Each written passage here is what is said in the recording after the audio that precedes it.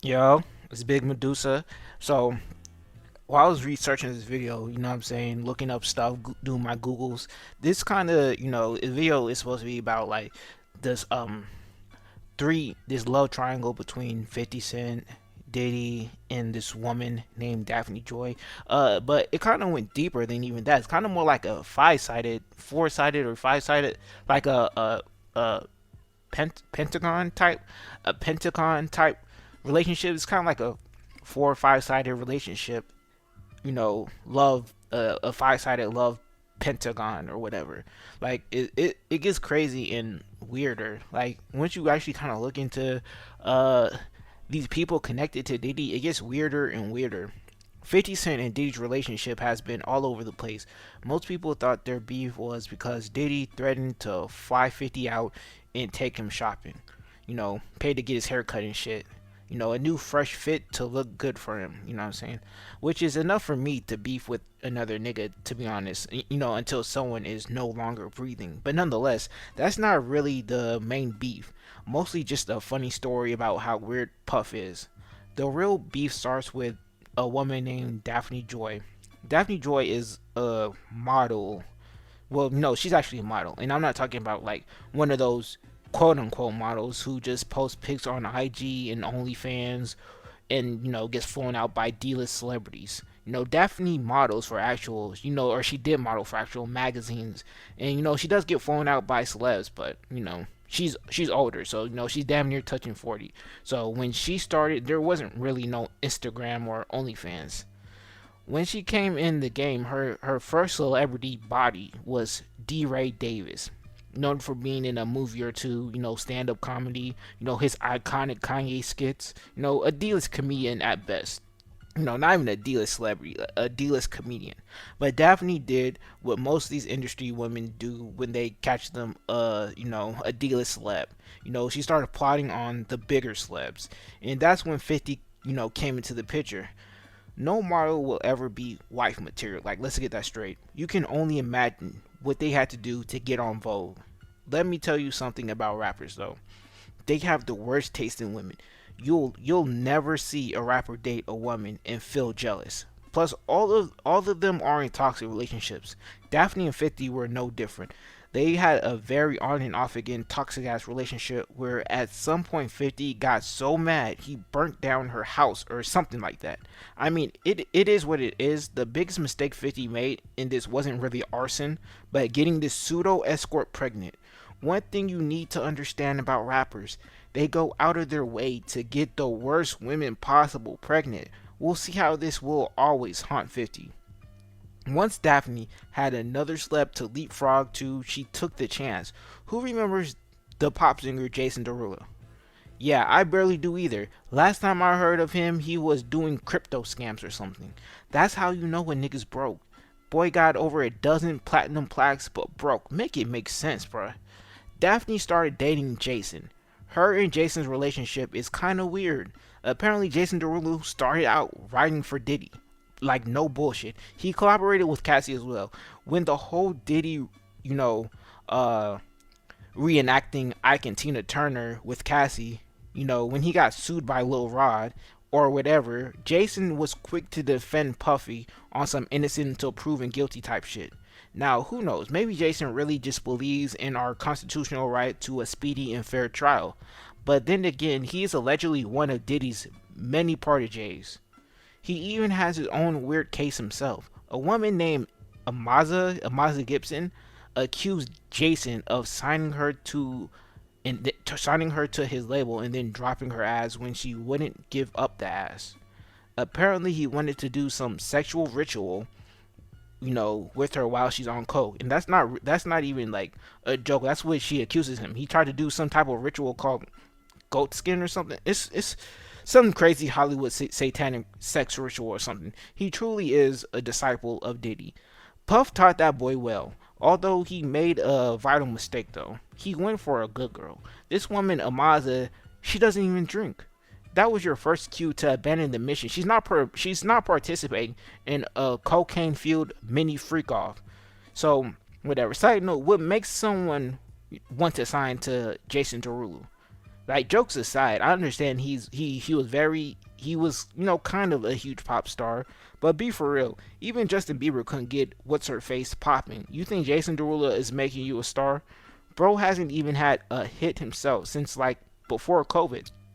The only like the only like black pop stars, pseudo pop R&B stars who ever signed a successful artist, I think, are like what, Akon and Usher. Like, the odds of you popping off by signing with Jason Derulo was slim to none, if I'm being honest. But to bring this back to Daphne Joy, this is who she decided to date after 50 Cent, a disciple of the Diddler. I think after things didn't really work out with Jason Derulo, she either went back to 50 for a little bit or moved on. I'm not sure, but we know what type of relationship they have.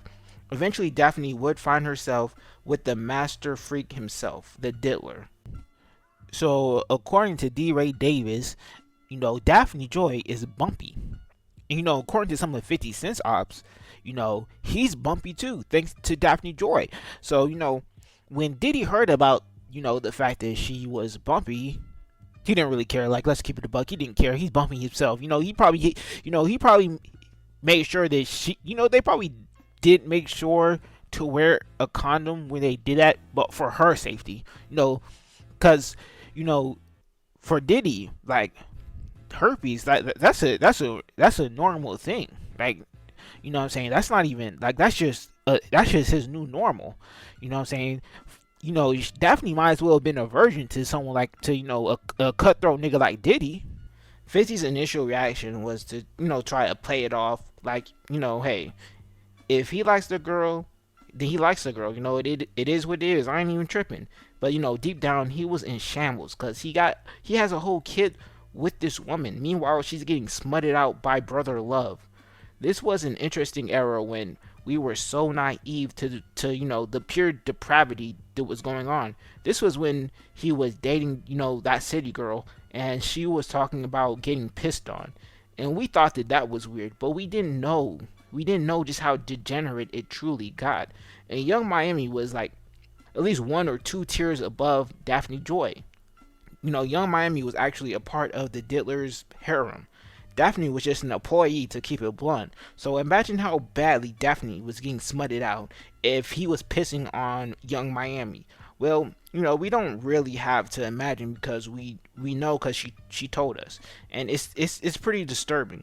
When the feds did a sweep, it came out what Daphne was doing over there, and 50 wasted no time clowning her.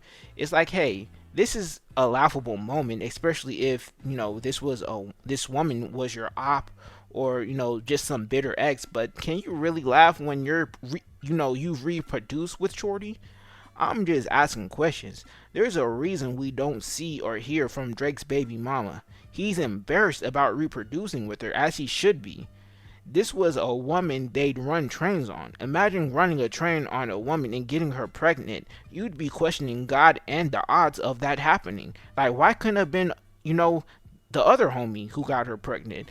That's why Drake did the sensible thing and gave her a couple M's to sit down somewhere and shut the fuck up. Now she doesn't have to escort herself, to other rappers to pay her bills. Like, why is the mother of your child doing freak offs, getting fucked by escorts to the point where she's vomiting for 10K a month? And some furniture from IKEA. I don't think 50 should be able to troll his way out of this embarrassment. So after, Lil Rod exposed Daphne Joy for being a sex worker and 50 Cent trolled her nonstop, Daphne decided to fight back and deny being a sex worker, which we all know now is cap. Like, she's 100% a sex worker. She'd even take it a step further and say, hey, if anything, 50 is the real Diddler. He abused and R-worded me.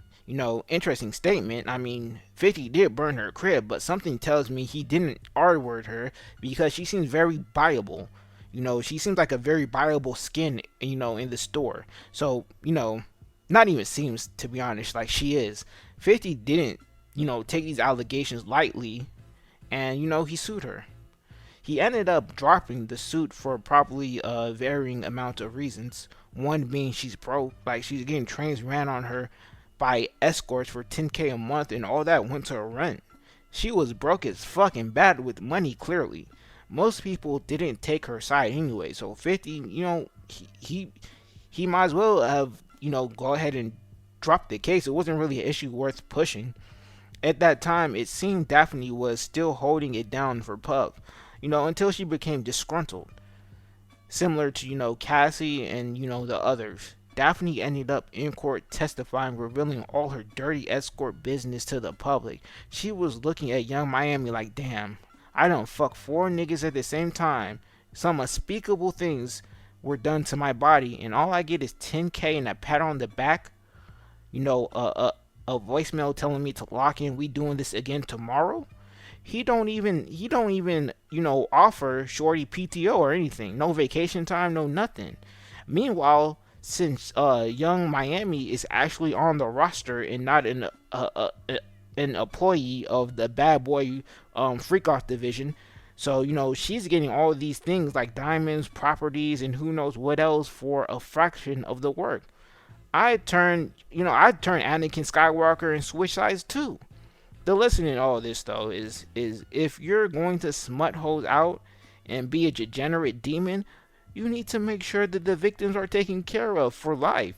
Diddy could have spared a few M's. This all started because he wouldn't toss Cassie the bag. If he would have did that shit from the start, he might, the feds might not have really came for him. You know what I'm saying? It's not like the feds probably even really wanted to. It just at some point it's like you're playing in their face. So, naturally, with all this stuff public, the feds had to do a sweep. And, you know what I'm saying? If you sit there and made sure this woman who you were doing these crazy things to, and who, she might not exactly be the perfect victim, but she knows probably a lot of things. She knows a lot where all the bones are buried, where all the skeletons are buried.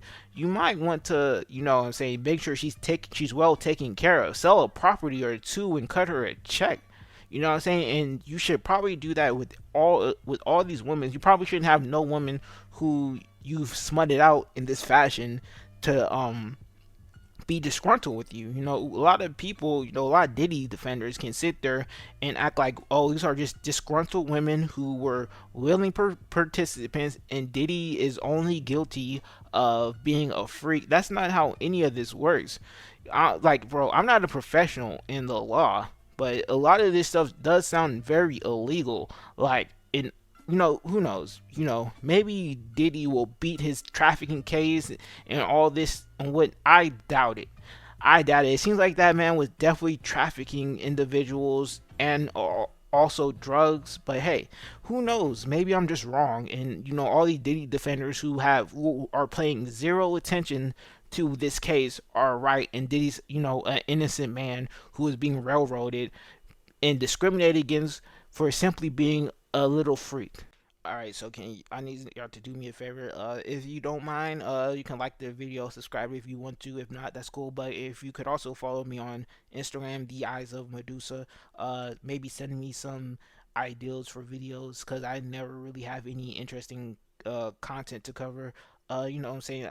It would be nice to be kept in the loop with whatever crazy shit's happening. Anything that would make for an interesting video.